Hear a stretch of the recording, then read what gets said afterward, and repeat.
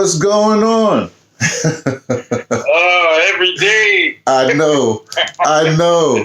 Look, let me just say something now. I'm drinking some apple cider. Now, I don't want you to get offended, but the brand is called Indian Summer Apple Cider. Am I correct or wrong? What's going on here with this?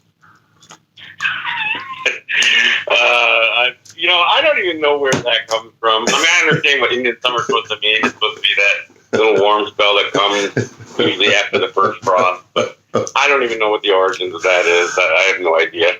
No, in fact, let me start with that. Because you've been dealing with this for a while. In fact, I heard your cast when you was talking about all these. Let's talk about that. Some sports teams, and you did the right strategy. You get the big teams to fall, and then the high schoolers and the colleges will change. You want to deal with the mascots. Tell us a little bit about that before we begin anything else. Well, this whole idea of appropriation, and look, it's been done, by white folks for, since they, first stepped foot on, in the hemisphere. Corporations have done it. Obviously, you've got municipalities. White folks have named, entire states, Indiana, Kentucky, Oklahoma. All these states are bearing names that come from native language. So they appropriate all this stuff. They've got townships that are named after rivers and valleys and all that stuff, and of course corporations. They've done it not just to Native people. Obviously, they've done it to other cultures. They've done it to Hawaiians. They've done it to Black folks. They've done it to any number of people. They think that by using or appropriating a name or image, that they can somehow become, it would help them from a marketing standpoint. Of course, once you get to schools and sports teams, college and pros, the most ironic part about that is literally at the same time that most of almost all of these schools and colleges and pro teams were bringing these names and were using these names, Native kids were being ripped out of their homes, and I mean literally pulled, dragged out of their homes, and sent off sometimes hundreds or even thousands of miles away to these Indian residential or boarding schools, funded by the government, run by churches, where these kids were tortured, beaten, sexually abused, killed, all in the name of killing the Indian, saving the man. And this was the most blatant assimilation program that any country's ever done. And in fact, this was, the model for programs that we use in Australia and New Zealand and Africa. Canada. This is, some of the treatment that Native people experienced during much of this era was what Hitler referred to in his Mein Kampf book. And so that's the irony of it. But the reality of it is, and I always go back to L. Frank Baum, who wrote these two what are called the genocide editorials. And L. Frank Baum is the guy who wrote The Wonderful Wizard of Oz. Yeah. He was the editor of a paper called The Saturday Pioneer, which was published in Aberdeen, Dakota Territory. And his first genocide editorial, the anniversary of that was just a couple of days ago, December 20th, 1890. He was, pining, I guess, about the murder of Sitting Bull. Basically, he was suggesting that he was the last decent Native person to have lived, and the rest of us were just a pack of whining cur that licked the hands that smite us. But he also called for our extermination. He said, it's better that we died than live the miserable wretches that we are. That our manhood was effaced, our spirit was broken, and it's better that we die, because in later ages, they can still speak of us fondly. They can speak of us as the grand kings of the forest and plains, but nobody will remember who we really were. Mm-hmm. And that lies at the foundation of some of this mascot stuff. So you wipe out a people, you commit crimes against humanity, mutilation, killing women and children, starvation, intentional spread of disease, and then you later suggest not that they were the merciless Indian savages you talked about in the Declaration of Independence, but rather that they were the noble savage, and that we have somehow claimed some of those cultural characteristics from those who predate us, and that's what we're going to call our football team. You know, before we are going to talk about the Secretary of Interior, whatever title she has right now. But let me just stay on this for just a second, because I recently this week there's a guy that I watch on YouTube all the time. I watch for years, named Arimi Osei-Frepong. He's like Ghanaian American, but he grew up in America, whatever. He's like half ADOS. We just say he's black, because he takes up the cause. But he's a philosopher. He's a professor, a philosopher teacher down there in Georgia. And I first came to him because I would watch his channel because I have a passing interest in philosophy. But he's the only. But he plays the funky music, and that's what drew me in. This is like years I've been listening to him. But just recently, his last cast, he comes on Friday. He talked about something that's very interesting, and that is, and I'll send a link when I put this up. I'll put the link in, and I'll send a link to you. At least the last 15 minutes you should really listen to. And what he's basically saying is what happens in this system that we're fighting, and let's call it a system of racist, they say white supremacy, but let me say racist white fragility or whatever you want to say, just some other term, because the supremacy thing bugs people out. But he was saying that what happens is, I'm paraphrasing now, they'll put things like identity politics in front of you, or they'll put things like Medicare for all in front of you, and so you'll be chomping at that. When in essence, especially if you're dealing with American racism, white fragility, you're really talking about the essence of America is law. So what you really should be fighting for is the right for everybody to have a lawyer, a good lawyer, or something like that. Because if you can win the case, then you automatically get everything else you want. So what I'm asking you right now is all this stuff that we always fight about, different groups are always fighting about, whatever it is. The root, if you deal, what is the root thing you should be fighting for? And it just can't be changing a name. Well, I'm saying it just can't be changing a name or something like that. Shouldn't it be, hey, this thing is decided in the courts, or when they make these, what do you call it? When they make these policies, it's about the lawyers make these policies. Most of these government, but these people are lawyers. They, in fact, Supreme Court all come from the same kind of law schools and stuff like that. So shouldn't we be dealing with that? Even as you do the other stuff, there shouldn't be a segment of that's just really dealing with the law aspect. Well, that's fine for Americans. And I don't say that to sound condescending. But the problem is that many of us as Native people, we're still fighting for our distinction. And that distinction means that, no, we are not covered by the U.S. Constitution. And no, we have not submitted ourselves to the jurisdiction of the United States. The very idea of going into court is saying, all right, I'm going to let these white people decide my fate. For better or if you go to court expecting to win and lose, you have to accept that you lost. And whether you accept it or not, you still lost. But you were a willing participant in that. Mm. And on certain things that are jurisdictional in nature or raise questions of sovereignty, the courts of the United States cannot deal with anything outside of their Constitution. So when you read the original Constitution, you realize that Native people were outside the Constitution. So at what point did we become inside it? And did we become a willing participant? Did we give consent to the governed? Are we among the consent of the governed? No, we didn't consent to that. In 1924, when they passed the Indian Citizenship Act, which declared that all Native people within the continental United States were hereby citizens, well, they can declare it, but it doesn't mean that it's true. Because if we didn't ask for it, if we didn't consent to it, this is kind of where some things get a little different, even as we're fighting for civil rights versus human rights. I say as a human right, we still have the right to exist as a distinct people from the United States. I have the right to declare that I am not a U.S. citizen. And that doesn't mean I get punished. It doesn't mean that I get treated badly. But it also doesn't entitle me to necessarily anything that an American has or doesn't have.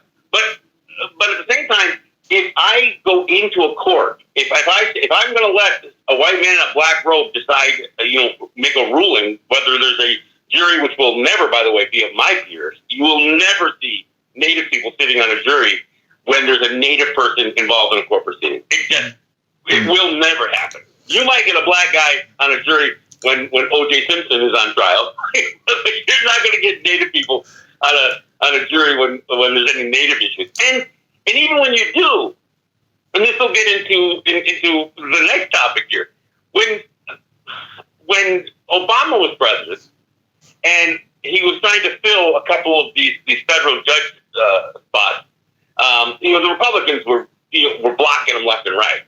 But John McCain and Jeff Flake, who are considered the moderate Republicans, they recommended that Obama seat Diane Humakiwa, who was, I think I don't know if she was Navajo or Hopi, I'm not sure which one, but she was, in Arizona. And so he did. He nominated Diane Humakiwa. Now, keep in mind, she was recommended by Republicans, which is kind of what her leanings were. And lo and behold, the first case that she heard involving Native people, which was Native people trying to fight a highway going through their ancestral land, she ruled against the Native people. And here's the craziest part.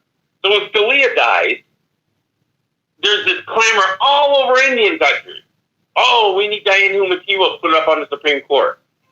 Just because what? Because she's got a native face, brown skin? Yeah. And this is where we get back to with some of this narrow thinking that certainly any people, whether you're talking ADOS or Native people, we find ourselves, being ushered down the black lane or the Native lane or this lane almost blindly, and and that's what I find problematic. But okay, before you go, getting back to part of your question, John, if I get dragged into court, then absolutely I need the best lawyer I possibly can.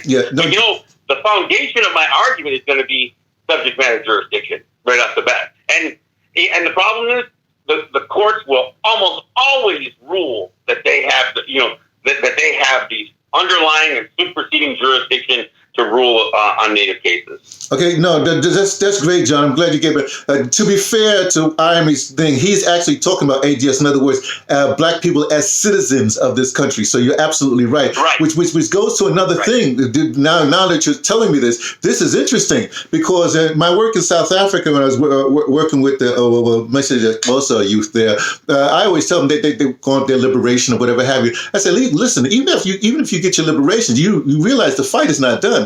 You have to liberate the most downtrodden people on the planet, and I just say, for example, you have the Lakota natives. After you got them down, join the fight to liberate them because you have to liberate the entire family, it's the entire human family. But which goes to your point. I think if you're successful and you do what you do, then that obliterates any governmental kind of thing. It makes a universal citizen. So hey, kudos, salute to what you're doing. I think that's I haven't thought about that. This is good. So let's go to I call it celebrity or how do you say that when you win a beauty contest? Maybe let me not pack the question. And we're going to have a new Secretary of Interior, which includes Native kind of issues. What's your take on that? Well, I guess the first thing I'll say is, how did black people fare with a black president? Okay, you hit me with that. Okay, all right. Let me go back. Even faring with, let me before we get to him, because for us, he's not the black president.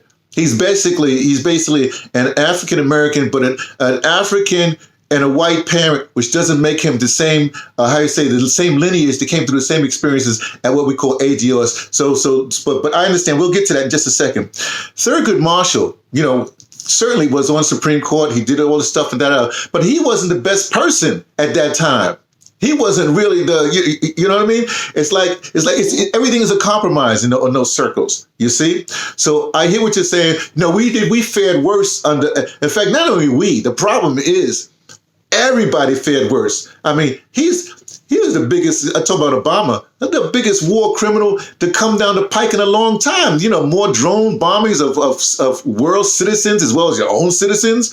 Without Then when you try to explain this to people, everybody they love Obama. In other words, they love the veneer. That people are so much into veneers, it doesn't work. That's the big problem. They're into tones and veneers. So you have a good tone, a good baritone. A good Reagan, a good Reagan tone. Doesn't matter what the boy is saying. You know what I mean? You just, I just like his voice. He can read Mein Kampf to me. And when they went in there and killed Osama bin Laden? I'm sorry. Say that again. Do you remember when they went in there and killed Osama bin Laden and they were broadcasting, Obama and company in the watching this play out in real time? Do you remember that? Yep. You remember what they said when they killed him? Oh, that was with Libya. No, what did they say? Remind me. No. The code name for killing Osama bin Laden was Geronimo EKIA. It meant Geronimo enemy killed in action.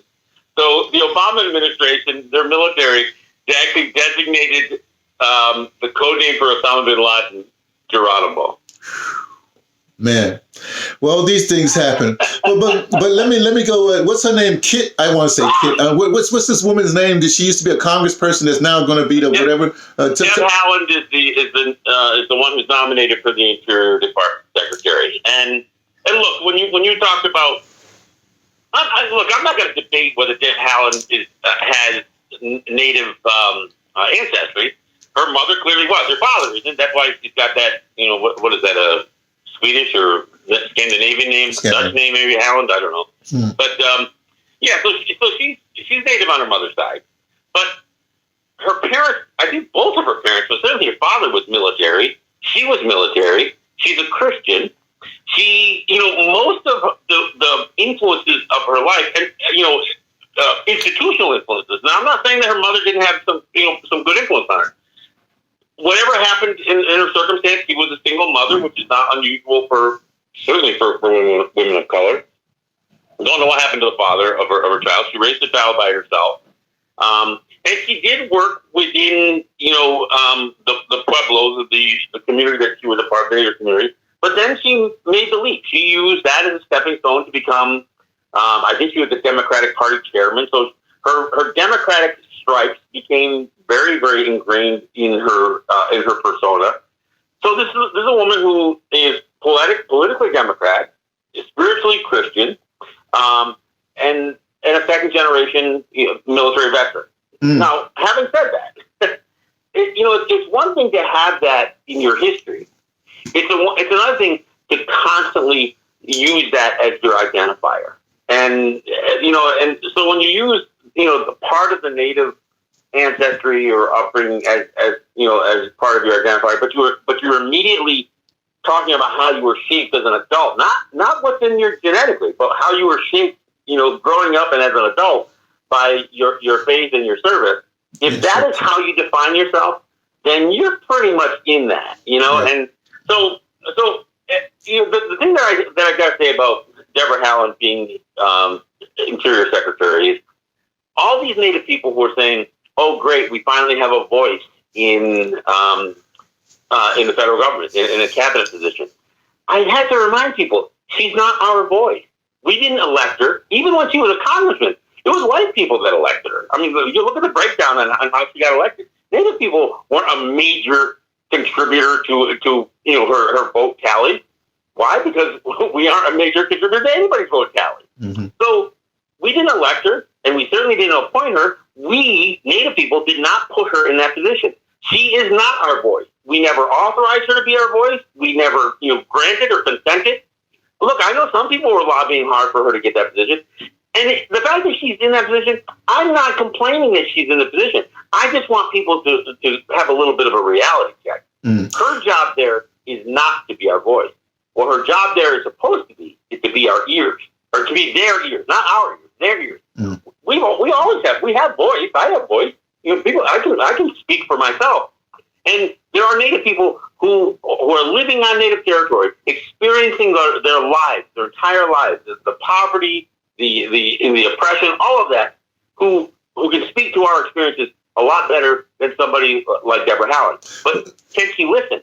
Or is she going to be put in this position and then said, well, you're Native, you know this stuff. Is she going to feel empowered that she doesn't have to listen because she already knows?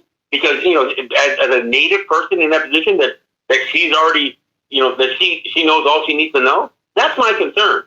Because every time a Native person has been elevated into any of these positions, they become institutionalized. And I have to remind people, everybody thinks that this is the highest achievement that any Native person ever reached.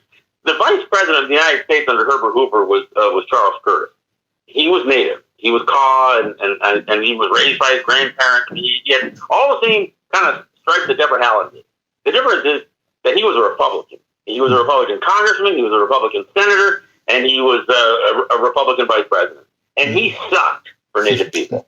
He made, he was, during his tenure in federal government, was the biggest transfer of land that Native people experienced. Not just in the state that he represented, which was, I think, was Kansas, but in Oklahoma, in all these other states where there were large Native populations. Oh, you know what you're saying? I'm sorry, I don't want to interrupt you. Some of the largest transfers of land that Native people have ever experienced in our history. I don't mean to interrupt you, but you're talking about he was the Obama of his day.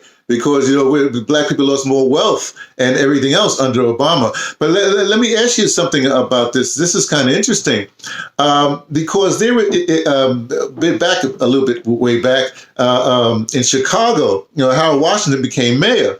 But what happened was there was a cat running around named Steve Coakley. Now, he radical, but because Harold Washington was mayor, Steve Coakley got in, I won't say in, but he got some sort of influence in that era, or came to prominence in that era because of that. In other words, with this new Secretary of Interior, could there be other, for lack of a better term, more evolutionary natives that can come to the prominence just under her? Let's put it that way, in that because of this. Well, I mean.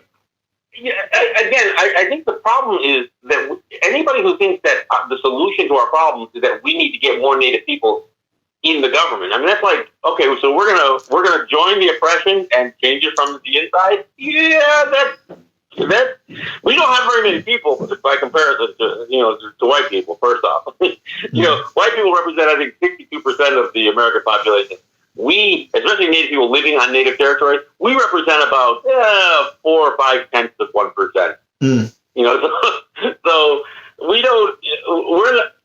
We're not going to get into the federal government and change it from the inside. But here's what can happen: if our strong voices, who really represent us, can have a conduit to be heard by the federal government. So, I mean, you mentioned about for a country to be liberated, they've got to. They really have to make sure that the most oppressed people are not going to continue to be oppressed. Exactly. So, can Deborah Haaland bring to the table, a better opportunity for Native people to be heard? I hope so. Can she bring people in beneath her, the Interior, the Assistant Secretary, who's the head of the Bureau of Indian Affairs? Can she do all that stuff? Possibly, but I'll tell you, coming right out of the gate, what I'm hearing is stuff like, oh yeah, the first Interior Secretary vowed that Native people would either be civilized or exterminated. And then she says, I'm proof that policy failed. Well, wait a second. You may not be exterminated, but you're not going to suggest that you don't fit the characterization of being civilized under American society? Absolutely. She also is saying that, that her job is to manage federal land, which includes tribal land. Well, if I heard her say her job is to ensure that Native people reserve the right to manage their land, that would have been something that would have been a good indication of something. But I heard her saying that her job is to, in the Interior Department, is to manage tribal land, which is kind of where we've had a problem. I haven't heard any suggestion from her or any prominent Native person in any of these positions, Congress or anyplace else, where the notion of Native sovereignty or autonomy comes up. Yeah. And in fact, when you even raise the issue, it makes most of these people uncomfortable. They're all for saying, oh yeah, Native people need to have, they sound like Obama. Yeah. Oh, Native people need to have their right to their seat at the table, a chance at the American dream. but what if our dream is not to be American? What if there are, and there certainly are, people like me who say, no, I'm not part of the United States. I reject the Citizenship Act of 1924. I reject the notion that we have been subjugated, willingly or unwillingly. I did not surrender. And so if you can't have that conversation with Deb Haaland and have her acknowledge, yes, that we reserve that right to not be U.S. citizens and still maintain who we are, our identity, then that's a problem. One last thing on this thing before I move on to one more thing that I want to ask you about, and that is just an observation. Let me put it this way. I come from the South Bronx for real, Mont Haven section, South Bronx, grew up in the projects and blah, blah, at a certain era, whatever have you. Now, I can't possibly right now, I've been traveling the world. I've been through a lot of things, through certain colleges and whatever. And so I can't possibly speak for the reality of project dwellers now, because it's a different reality. That's what Bill Cosby got in trouble with. He's living the life for so long, and then you're going to say, because I came from this circumstance, I can now speak for these group of people when that circumstance has changed. Is it the same way with not with you, but say with this new Secretary of the Interior? Is it the same way? They identify with something and they claim they speak for something, but that's something they speak for has long been gone. Well, and that's my whole point. My whole point is that regardless of, even if she had that experience, some experience, Native experience, even last year or the year before, once she steps into that office, she is no longer being authorized by the broad, spectrum of Native people to speak on our behalf. Mm-hmm. What she needs to do is listen and make sure that she hears, yes, Native people who live, on the Cattaraugus territory of the Seneca Nation, as well as Native people who live in Hopi and Navajo territory. She's got to be able to understand that, we are not a monolith. And while they have put a Native person into this position, it doesn't mean that she has the global view of what every Native person has experienced at the hands of the longest running genocide that the world has ever experienced. Yeah. Okay. Last point. Again, I don't really deal with this the mainstream media, whatever you say, and whatever these people are saying in these newspapers or whatever. To me, they're all white people, and I don't really want to listen to white people like that. I should say people with the mentality that keeps on propping up this system of racist white fragility. That system, they have all their things. In fact, let me say this real quick, just as an aside. I skipped through, like I have where I'm just sitting right now, getting Netflix. You know what I mean? So I had to look at Ma Rainey's Black Bottom. But in skipping through these kind of things, there was a thing on Ronald Reagan. I just put a little clip, and what they said was that when Ronald Reagan became president, the news media, they told one of these news people, and this is back when it's back when they didn't have a lot of different news outlets. They started to say, the higher up said, no, we're gonna be friendly to Reagan. Whereas before they were hostile to Carter. You see, so in other words, it came from the news media to soft pedal, to say Reagan is your friend. So it was the news media, and everybody's informed by the news media, and so they go along with it, And I guess it's the same. We're talking the same things, kind of thing. Where do you get your information from? Who do you believe? Right?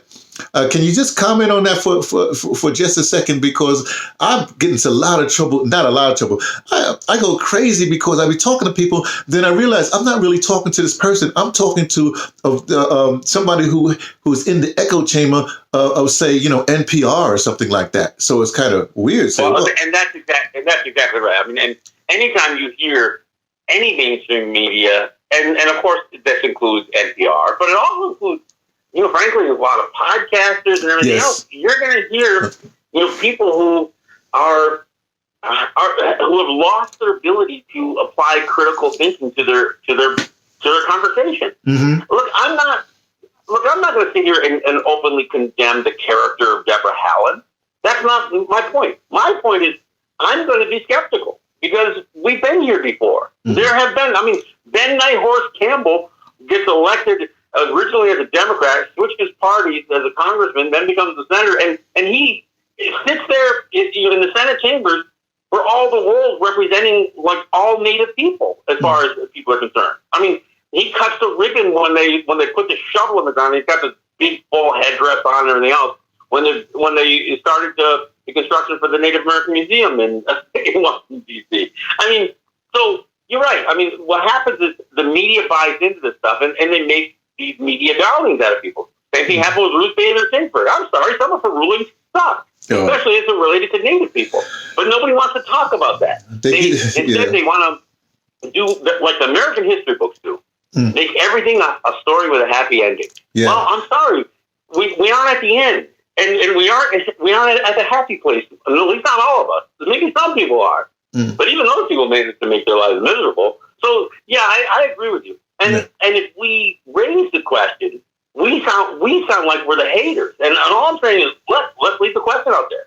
My advice to Deborah Helen is don't try to pass yourself off as the voice of Native people.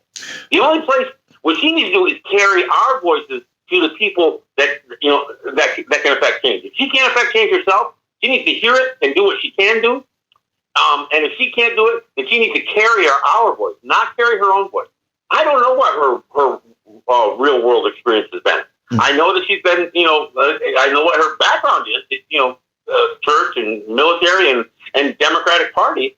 But look, we've had the Democratic Party has done some really, really shitty things to Native people. And so I always say that racism is not a right thing; it's a white thing. And and when you realize that you just became employed by the white folks, that doesn't mean that you are being employed, really to offer diversity. It's to provide them cover. Yeah. One last thing, just and then or you can ask me questions, whatever have you.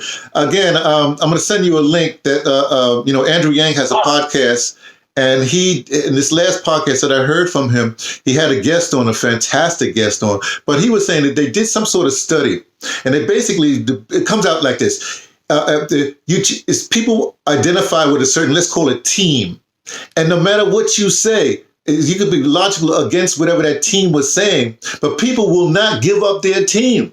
They're not critical, like you say. They're not critical thinkers. What they are, they say, well, my guy is Biden, no matter what. My guy is Trump, no matter what. He can say the most messed up things, but I'm going to stay with them. So it's hard to change people's minds once they've chosen their side. Do you come across that?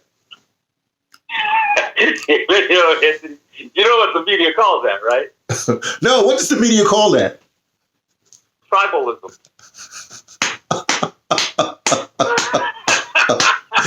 Okay, man. So you see why I hate this idea that people want to refer to Native people as tribes? Yeah, no, that's what they call it. They call it tribalism.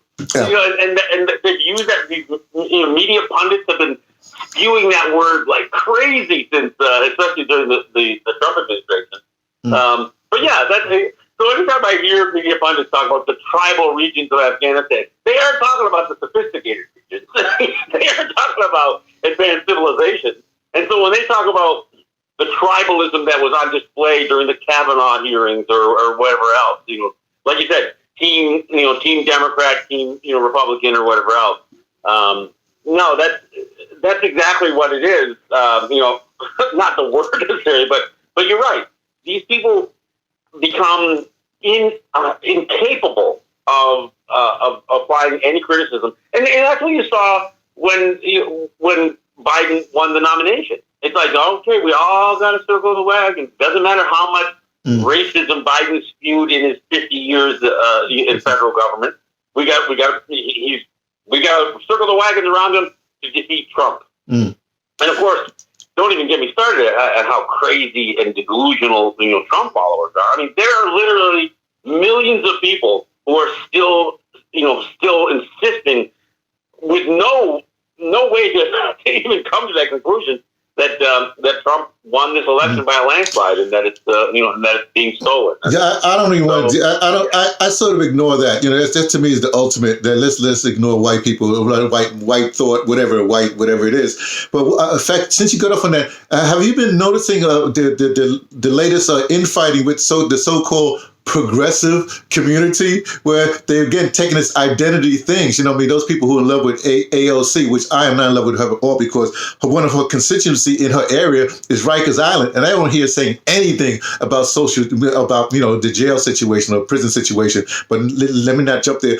But they have these teams now. She loves Pelosi, and there's this whole thing with the progressives now that has this fight because of Jimmy Dore has ripped off some sort of Band-Aid, and people are freaking out about a simple political proposition that people are not understanding what's going on, and they just taking talking points. Have you been monitoring that, or are you interested in it at all? What do you think about that? Just your opinion. Yeah, I know. I follow some of that. I mean, so they talk about the divisions in the with the progressive wing of the Democratic Party. I will note, since you brought it up, that Nancy Pelosi, has sung the praises of Deborah Haaland. And in fact, both the Native women, Sharice Davids and Deborah Haaland, were never considered by any stretch of the imagination the progressive wing of the Democratic Party.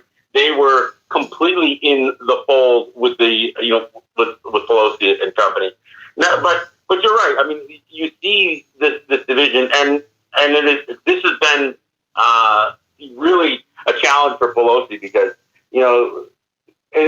with this whole idea of tribalism and this idea of trying to put one face together, she's had a difficult time because look, there are people who know what the Democrats are guilty of, and even though they ran as Democrats to get into office, they have they feel they've got to stand up. And I'm not suggesting that all those who claim to be progressives are hitting all the right notes here, any stretch of the imagination. But no, I do see that division, and this is where it becomes problematic because for those who really want to see change, every time they see one of these 5 or 6 progressive candidates fold, they feel like they've been betrayed. Exactly. But the reality is, you're only talking about a handful of people in all of Congress and the Senate that really are not in position to do anything significant other than to be a voice. Well, John, my brother, it's so I love talking to you. In fact, I love talking to you so much. I purposely wait like 1 or 2 months, before talking to you again because it's such a treat, So forgive me, I should be talking to you every 2 weeks, but no. I probably next time I talk to you be like late January or February, something like that. But it's always and thank you for just being in the struggle, man. Hey, water reaches this level, and I'm certainly love being at your level.